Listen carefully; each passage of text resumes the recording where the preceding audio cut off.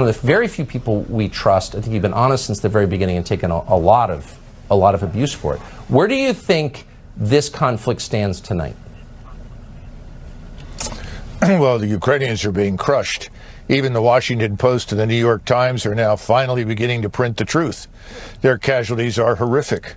We've effectively seen the Russians destroy 3 separate armies built by the Ukrainians. And everyone is beginning to wonder what's really happening. The truth is coming out that this war was not started by Russia, that Russia begged us not to try and drag Ukraine into NATO. We ignored Russia, and Russia made it very clear that they were going to defend their national interest. All they wanted was neutrality for Ukraine. Well, I mean, to see Lindsey Graham invoke Ronald Reagan, who won the Cold War with a superior economy and not with tanks, that's true.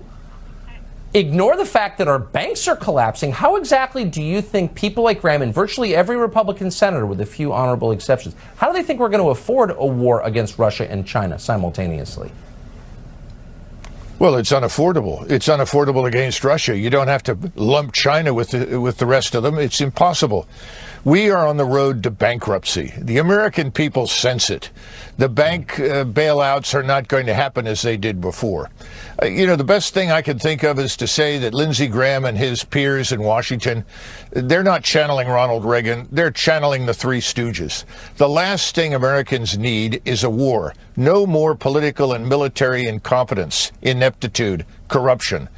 If we actually followed Lindsey Graham's advice and attacked the Russian Air Force and, of course, immediately became embroiled in a hot war with Russia, how long before you were arrested would it be, do you think, for saying what you just did? Oh, I don't know. But I'm less concerned about that than the possibility that we would actually provoke a direct confrontation with the Russians. What have we already seen, Tucker? They're ready to fight. They're already partially mobilized. They'll put millions of men into the field quickly. We're not in a position to do that. We can't even recruit for our armed forces. The left has destroyed the United States Armed Forces. Who are we kidding? Our stocks that we built up over years with ammunition and equipment, they're exhausted. We haven't even gone to war. This is lunacy.